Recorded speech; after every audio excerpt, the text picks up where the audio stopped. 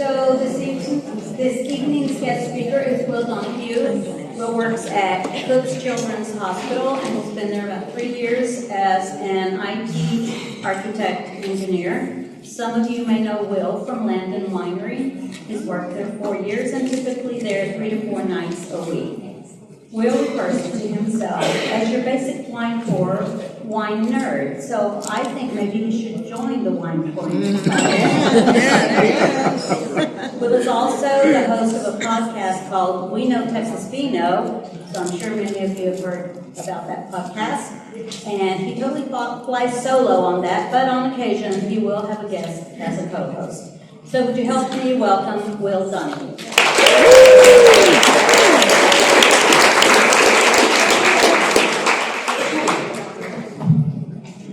You know, I've been asked about probably the last 3 weeks, have I wrote this yet? And I literally wrote it about 3 hours ago. So, real quick, before I start any of my shows, I always do a toast before all of our shows. Because it only respects the wine, so we'll respect the wine. So cheers. Cheers.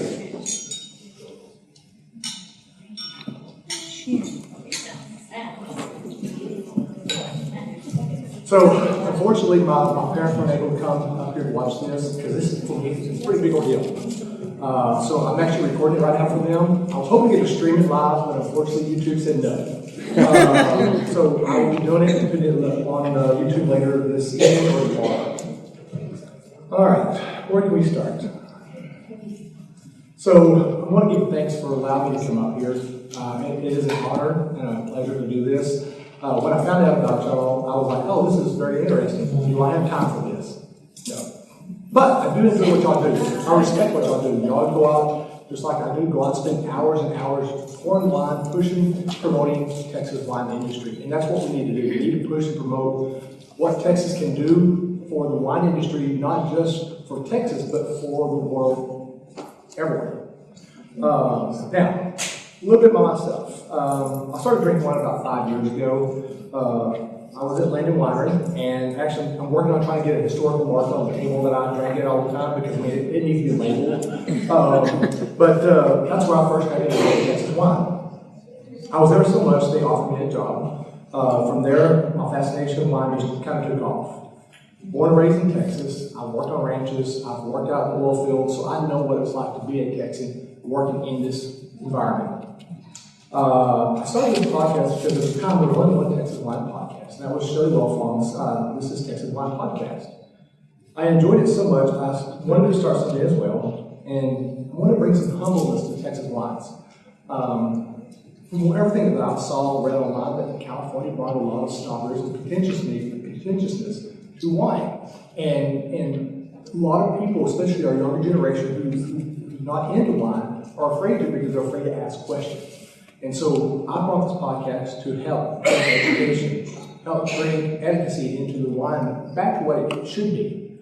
And so it helps bring the the newer generation into wine and help them show that there's better wine out there than snow cone syrup. Sorry for those who drink good wine.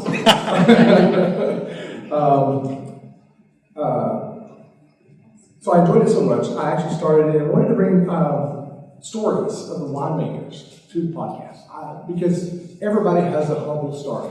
You know, you just didn't wake up and say, you know what, I'm going to make wine or I'm going to do X, Y, Z.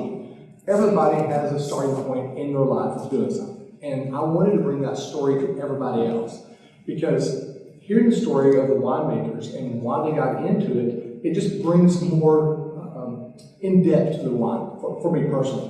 Because now I get to know who they are. I get to know where they started from. Now I get to understand why they're making the wine the way they do. Because outside of that, I mean, it's still great wine, but now it just became better. It just elevated to a whole new level. And it's just so amazing to get to hear some of these stories. And some of the most memorable stories that just stick out of my head, actually one of them we're going to is Live Happy Lane. If you have not listened to that episode, listen to it. It literally made me cry. I was literally there on the property crying. Another one that's really memorable is Wally Wines down in Fredericksburg. I won't talk about that one because that one I'll start crying again. But the stories are amazing. It will humble you. It'll make you see that these people are not wine gods, these are just normal, everyday people just like you and me. They just get to drink wine and get paid for it. So, the one thing I love about wine is that it brings people together.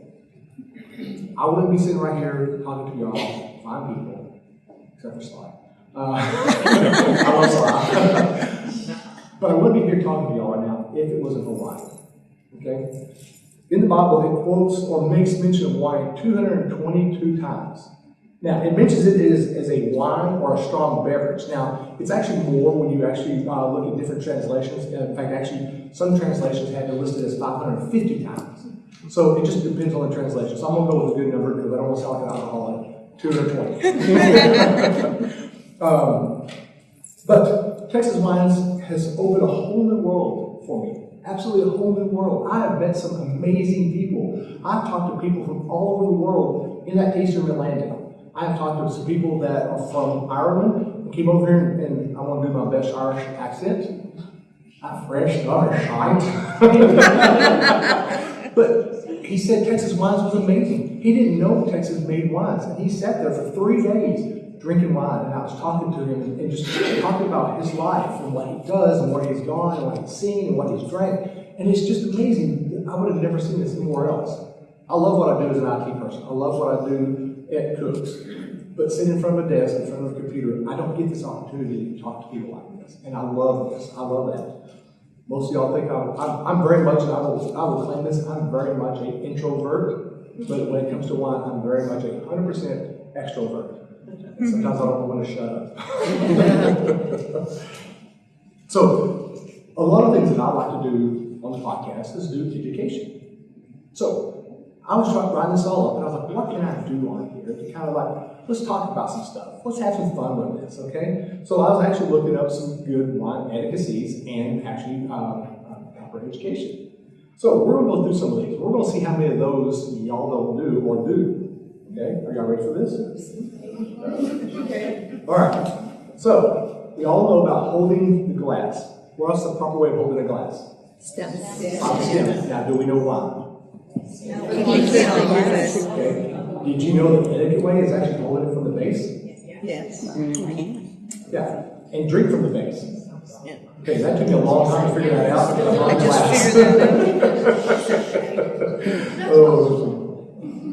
All right. Now, how many of y'all out there overpour your glasses? And don't deny it. How many of y'all don't? So we got some people out there. So the etiquette is do not overpour your glass. Well, I know Lance does that. Do you know why you don't want to overfill your glass? Really swirling, checking your wines and stuff like that. Now this is a fun one, and I didn't really think about this until just now. But pour carefully. When pouring, hold your bottle at the base or the lowest part of the neck and avoid drips by turning to the right away from your body. So you stop the drip and go back. Didn't know that. I mean, I started doing that on my own. I didn't know where I learned it or anything. I just started doing that. But I found that very fascinating. Now, tasting and smelling your wine. We all know this. We know, first off, you don't wear your wine glasses as oxygen masks. Okay? Some people do. I'm one of those. You want to swirl your wine gently. You want to release the aromas. You want to sniff it to appreciate the complexity. You also want to savor the wine. Drink it slowly. How many of y'all drink it slowly?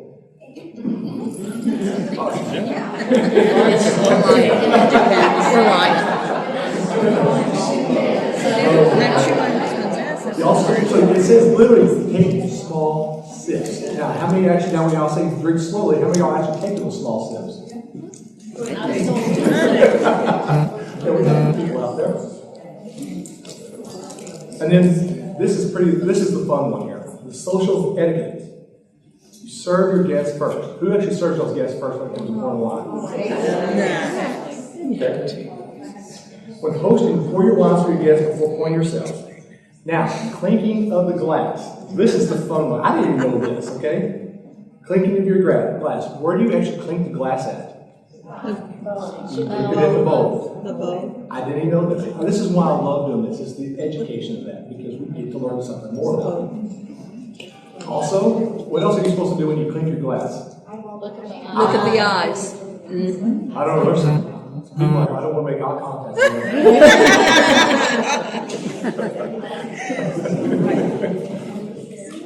Now, you want to keep the amount of drink. Now, this is actually really fascinating. I didn't really know this until I looked up a little bit more. But when you actually clean your glass, you don't want to lean it. You want to keep the amount of wine in your glass as close to the same level as you're clinking. You don't want to lean it over. You want to keep it at the same level and clean.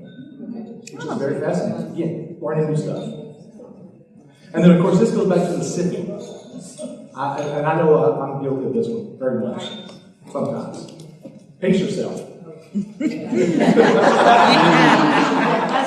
I'm just going to admit this. Saturday, I did not pace myself. It was your birthday, you didn't have to. Oh. But actually, when it says pace yourself, you actually want to pace yourself with others at your table. So when you're drinking wine with other people at the table, you don't want to be the first one finished. You also don't want to be the last one. You want to be the middle person. Again, etiquette. Yep. Right there with you. Also, this is where we, as in Texas wine consumers, come in. This is where y'all come in. There are people out there who are not sure of themselves about wine. They're not sure of what they should start with, what order of tasting they should go with. And I can't blame our tasting attendants because a lot of them don't know. A lot of them will come in there and someone will say, well, I want to do a tasting, and the first thing they want to do is they want to drink sweet wine. Yep. We need to help those tasting attendants also. Okay? Please don't be hateful to them because they sometimes may not know anything about it, they may not understand. We just need to bring it to their attention and say, look, when you do a tasting, you always want to start with a dry sparkling, a white, a rosé, a red, a sweet, and then finish off with a sweet sparkling. Okay? I found a lot of tasting attendants that do not know this. And what's really scary is a lot of them have not been taught. And that's where our job as wine experts. I want to know how many of y'all actually got Debbie said? Any Debbie said, don't matter. About Texas Wine Ambassador. Okay. I'm working on that, by the way. I'm bringing that to North Texas. So give me a little time, I'll bring that to North Texas. But our job is to help educate these tasting attendants. A lot of them just don't know. And I want to help them get established and understand wine. I want them to have the same enthusiasm with wine that I do, like you do, with their customers. Because what happens is when they have that same enthusiasm and they pour it for somebody who is just trying to learn, they're going to get excited about it. They're going to want to get into wine, and then we got a new converter. Okay?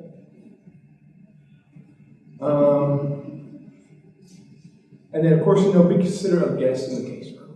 I mean, and I'm guilty of this sometimes. I'm not going to lie. We get to drinking and we hear somebody having a conversation about something, and we kind of butt in just a little bit. And we may think we're doing something nice, but we might be kind of a little jerkish a little bit, but we don't mean to, or being condescending. I'm guilty of it, 100%. This microphone keeps getting in my way. Sorry, I'm a hand talker, okay? And I'm not gonna lie, I have been guilty of it as well. And I've had to catch myself a couple of times to turn around and apologize to people for being condescending. I don't try to sometimes, but sometimes it comes across that way. And if I ever talk to any of y'all like that, I do apologize now. But I'm always excited to teach people about wine, get them to know about Texas wine, where they can find Texas wine, how they can get hold of it in their area. Try to know as many wineries you can that can ship to their state if they want to ship. Find that stuff out and educate them. Say, hey, you can go to XYZ winery over here and they ship to your state. You can get whatever you want there. And that helps push pro Texas wines outside of here. Now, I did actually find some interesting stuff the other day. Sage Vintage Crush over in East Texas. They are actually bottling and shipping Texas wines to other states. Just got that the other day. I thought that was very exciting. Sage Vintage Crush, Michael McClendon, and Wes something or other. Remember his last name? Yeah. And then I read something the other day, and we actually have Blanc de Bois here. Texas is the #1 exporter for Blanc de Bois. Yeah, in the world. From what I read, it said world, but I could have misread it. I was also 7 bottles of wine in too. So, with that being said, again, it has been an honor to come up here. And I do want to give some thanks to some people, because I'm recording this video to put it up online, so I do want to give some thanks to some people who have pushed me into this industry, pushed me into this podcast when I felt like I needed to give up. It has definitely been a journey. It has definitely been a journey, and I've met most of y'all, and I became friends with all of y'all, and y'all come visit me in the taste room all the time, and we sit and chat. I was actually letting the customers go talking to you too long. Slide. I love Slide. I actually stand up all the time. Yes, can I just say that I can be standing next to him and he'll tell someone, oh, I want to introduce you to Sly. Sly, stand up.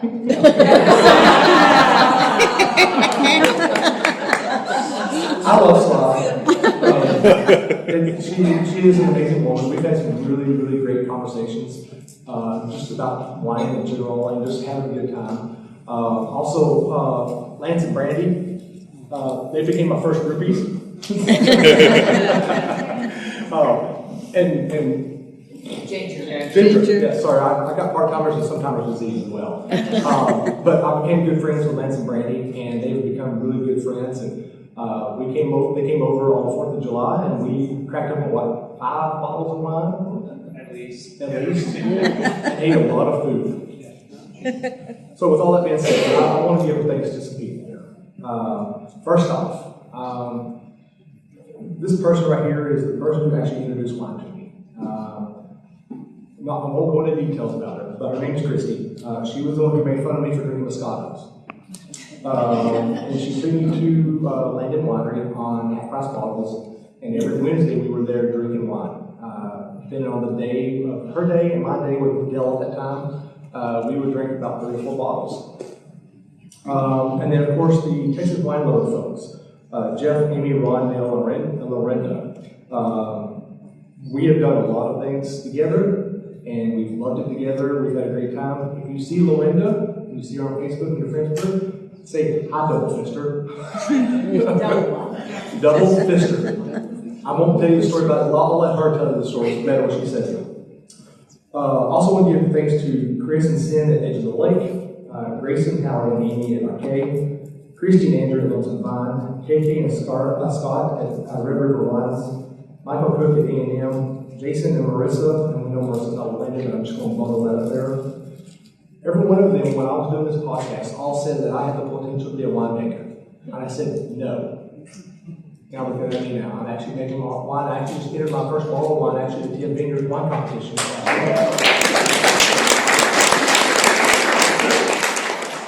And then Sunday, I pressed 160 gallons of Tempranillo.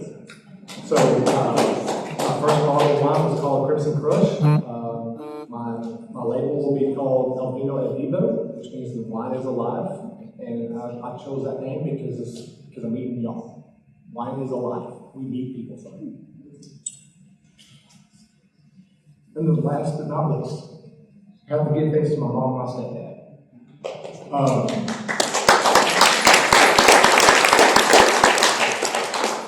You know, when I started this podcast, I told them, I said, hey, I'm going to start a wine podcast, and they laughed at me. But there's been many times where I needed help, like when I go to do live events like here at Grape Fest, and I do Wine Walk, and at the Wine Museum, whatever, or even going and doing a winery, and I just need a little bit of help. And they've come and done this with me, and they've actually started enjoying the wine, and they actually started getting a great palate with it. And it's fascinating watching them grow as I grew. This last weekend, they just got the W7 wine certification.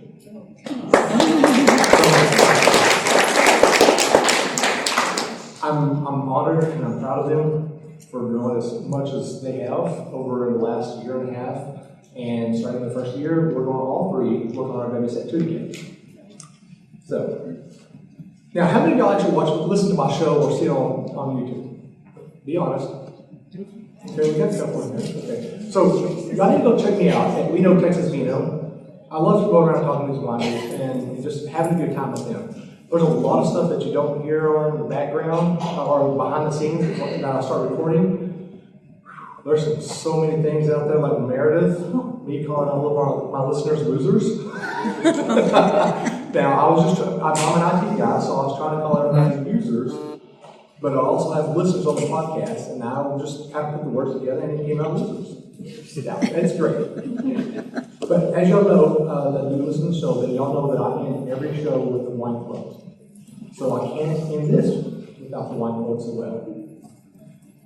Wine is like people. The wine takes all the influences in life all around it, and it absorbs it and gives it a personality. French Kiss, 1995. And then, to end this up, this is a great one. I love this one. My dear girl, what are some things that just aren't done, such as drinking Dom Perignon 53 above the temperature of 38 Fahrenheit? That's just as bad as listening to the Beatles without headphones. That is James Bond Goldfinger. So, again, I want to thank y'all for allowing me to come up here. It's been an honor to speak to y'all. I would love to do this again if y'all want to go any further. It's just been an honor. And I thank y'all.